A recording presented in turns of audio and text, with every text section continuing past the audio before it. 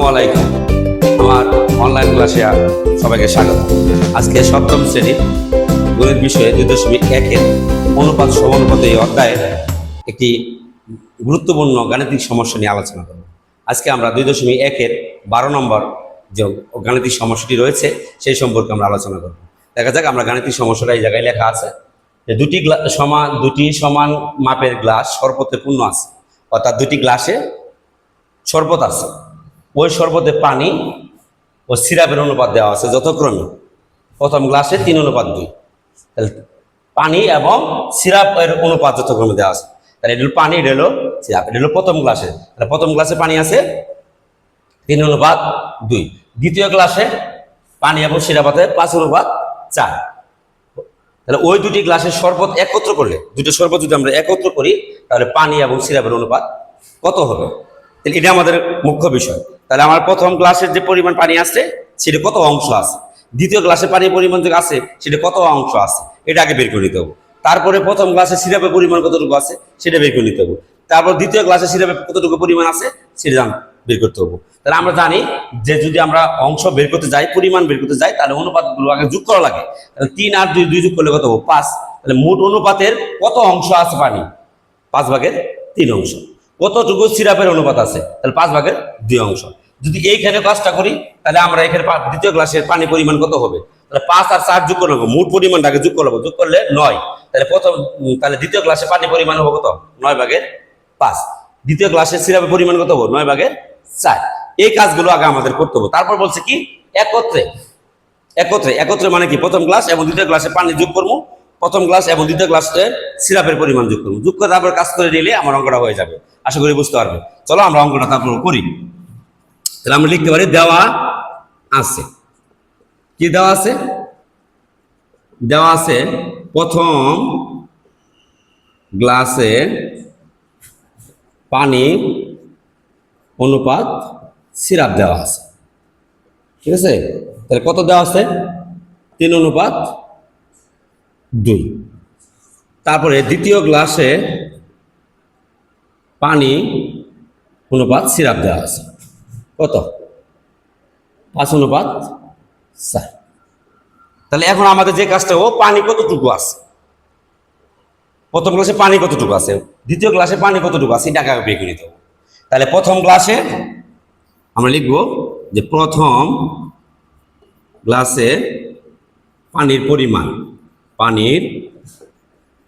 পরিমাণ আমরা যদি লিখি পরিমাণ বাই করতে গেলে আমি বলছি মোট অনুপাতগুলো যোগ করা লাগবে। তাহলে 3 আর 2 যোগ করলে 5।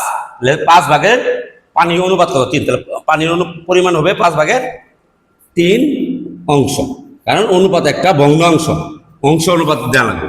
দ্বিতীয় গ্লাসে পানির পরিমাণ তাহলে কত হবে? দ্বিতীয় গ্লাসে পানির অনুপাত আছে কত? 5। আর মোট অনুপাত যোগ করলে কত? 5 আর 4 যোগ করলে 9। তাহলে 9 আর পানি কত আছে? 5, এত অংশ। এভাবে আমরা আবার লিখে সিরাপের অনুপাতগুলো বের করে নিব। তাহলে প্রথম গ্লাসে এখন সিরাপ বের করে নিব। প্রথম গ্লাসে সিরাপের পরিমাণ বের করব, পানি পরিমাণ বের করছি, এখন সিরাপের পরিমাণ বের করব, ঠিক আছে? তাহলে প্রথম গ্লাসে সিরাপের পরিমাণ, প্রথম গ্লাসে সিরাপের পরিমাণ কত আছে আমার? পরিমাণ বের করতে গেলে তাহলে অনুপাত আছে 2। তাহলে 3 আর 2 যোগ করলে কত হবে? 5। 5-এর কত অংশ? 2 অংশ কি আছে? সিরাপ আছে। তাহলে দ্বিতীয় গ্লাসে অনুপাত অংশ কত? 4। তাহলে দ্বিতীয় গ্লাসে সিরাপের পরিমাণ হবে, তাহলে 5 আর 4 যোগ করলে 9, আর সিরাপের অনুপাত আছে কত? 4, এত অংশ, ঠিক আছে? আগে আমরা এই পরিমাণটা আগে বের করে নিলাম। দুটি গ্লাসের পানি, প্রথম গ্লাসে পানি পরিমাণ, দ্বিতীয় গ্লাসে পানি পরিমাণ, প্রথম গ্লাসে সিরাপের পরিমাণ, দ্বিতীয় গ্লাসে সিরাপের পরিমাণ বের করার পরে আমাদের যে কাজটা হচ্ছে এখন বলছে একত্রে। তাহলে একত্রে যোগ করা, তাহলে প্রথম গ্লাসে পানি পরিমাণ এবং দ্বিতীয় গ্লাসের পরিমাণ একত্রে আমরা যোগ করব। তাহলে মিশ্রণে আমরা লিখতে পারি যে মিশ্রণে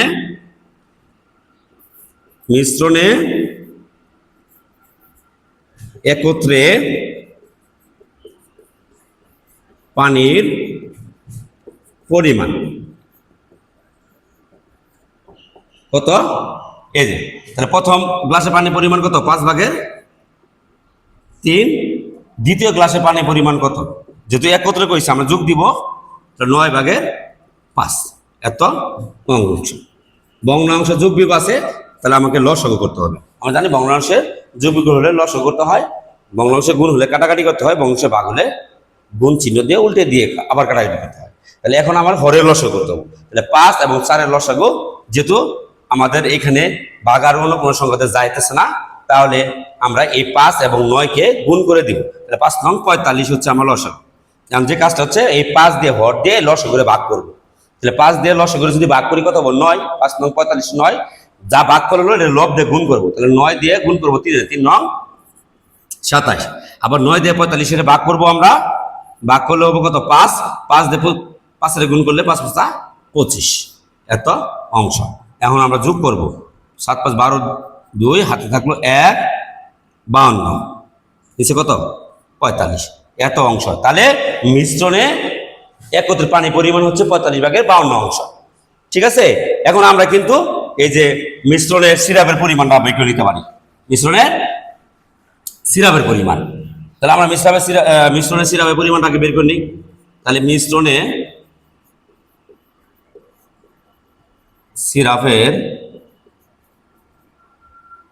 একত্রে কথাটা লিখলে ভালো। মিশ্রণে একত্রে সিরাপের পরিমাণ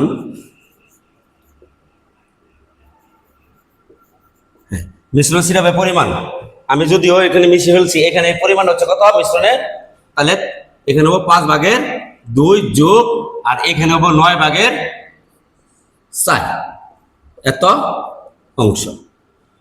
ঠিক আছে, কারণ এটা হলো 5 ভাগের কত হবো 2, আর এটা হবো কত? 5 আর 4 যখন 9, 9 ভাগের 4। এখন আমরা লসাগু করবো আবার। তাহলে 9 আর 5-এর লসাগু করবো কত? 5 নং 45। 5 দিয়ে 45-এর ভাগ করবো, ভাগ করলে কত হবে? 9। 9 দিয়ে 2-এর গুণ করলে 9 × 18 যোগ 5 নং কত? 45। 45 মানে কত? 5।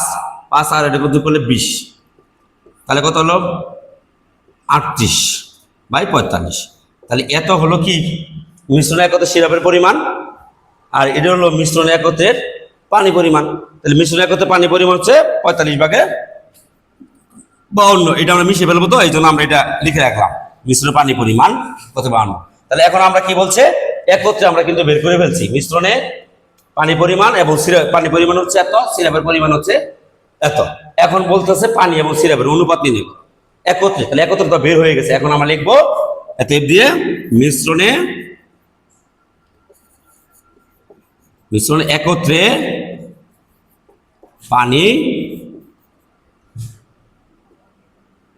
পানি ও সিরাপের অনুপাত। পানি ও সিরাপের অনুপাত। তাহলে আমরা লিখলে পানির অনুপাত আমরা কত পাইছি? 45 ভাগের কত? 52 অনুপাত সিরাপের পাইছি 45 ভাগের 8, এত অংশ।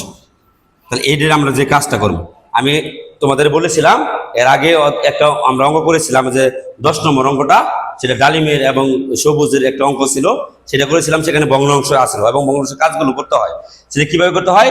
যে এখানে যে ভগ্নাংশ অনুপাতের মধ্যে যে ভগ্নাংশ থাকে, তাহলে ভগ্নাংশের যে হরগুলো আছে এই হরগুলোকে আগে লসাগু করতে হয়।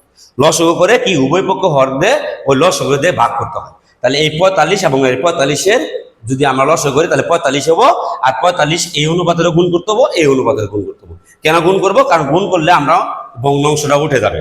তাহলে 45-এ এবং এই 45-এর যদি লসাগু করি তাহলে আমার লসাগু কত হবে?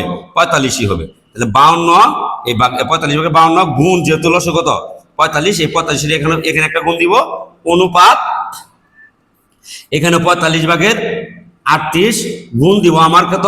লসাগু কত করছি? 45, এই 45। অর্থাৎ যদি এরকম থাকে 3 ভাগের 2 অনুপাত ধরো 5 ভাগের তোমার 3, এই কথাটা যদি থাকে, তাহলে এটাকে তুমি যদি তুলে দিতে চাও, তাহলে 3 আর 5 লসাগু কত হবো? 15। তাহলে এই 3 ভাগের 2 গুণন এর সাথে 15 দিন লাগবো, অনুপাত আবার এই 45 5 ভাগের 3 গুণন লসাগু যে করছিলাম হরের, যে দুই পক্ষের হর আছে লসাগু করছে, সেই লসাগু কত হচ্ছে? 15। এটা এখানে লসাগু করার পরে এটা কাটাকাটি 3 5 15, 3 5 15, 5 2 10 অনুপাত 3 3 9। এটা কিন্তু উত্তর হবো এইভাবে। কথা বুঝতে পেরেছ? এই কারণে আমরা এই কাজটা এই জায়গায় যখনই ভগ্নাংশ থাকবে তখন উভয় পক্ষের যে হর আছে হরকে লসাগু করবা, করার পরে ওই লসাগু দিয়ে গুণ করে দিবা, গুণ করলে কাটাকাটি যাবে। এই 45 দিয়ে 45 ভাগ করলে একবার, এই 45 দিয়ে 45 ভাগ করলে একবার, তাহলে 52 অনুপাত কত 38। এই 52 অনুপাত 38 মানে কি আমরা কি বুঝি, অর্থাৎ 52 অনুপাত 38 বলতে 38 ভাগের 52 বুঝি, তাই তো? কারণ অনুপাত একটা কি ভগ্নাংশ। আমরা জানি এ অনুপাত বি সমান আমরা কি এ বাই বি লিখতে পারি না, পারি। আবার এ বাই বি সমান কিন্তু এ অনুপাত বি ও লিখতে পারি। এই জন্য আমরা এটা কি অনুপাতকে একটা ভগ্নাংশ, আমরা ভগ্নাংশ আকারে লিখলাম। কেন লিখলাম? এটা কাটাকাটি সুবিধা বোঝার জন্য। দুইটা যদি কাটাকাটি করি তাহলে দুইটা কাটাকাটি করলে হবে 26 দোকানে 52, 19 দোকানে 38। তাহলে এই 19 একটা মৌলিক সংখ্যার মধ্যে আর ভাগ যায় না, তার মানে কত 26 অনুপাত কত আইতাছে 19। অর্থাৎ এখানে আমরা 2 দিয়ে ভাগ করলাম, 2 দিয়ে ভাগ করলে কত ভাগ গেলে কাটতে হবে 26 অনুপাত 19। এই 26 অনুপাত 19 এখানে আমরা কি করছি 2 দ্বারা ভাগ করি। তোমরা ভাগটা যদি এখানে যদি তোমরা না বুঝো তখন অনুপাতটা তোমরা এইভাবে আগে লিখবা, ভাগ আগে লেখার পরে কাটাকাটি তো তোমরা জানোই, কাটাকাটি করে নিবা। তাহলে এখন কত হলো 26 অনুপাত 19। তাহলে মিশ্রণে পানি এবং সিরাপের অনুপাত হচ্ছে 26 অনুপাত 19। তাহলে আমাদের উত্তর কিন্তু এখানে হয়ে গেল। আশা করি অঙ্কটি বুঝতে পেরেছ। আর বুঝতে যদি অসুবিধা হয় তোমরা কমেন্ট বক্সে জানাবে ইনশাল্লাহ। ধন্যবাদ সবাইকে।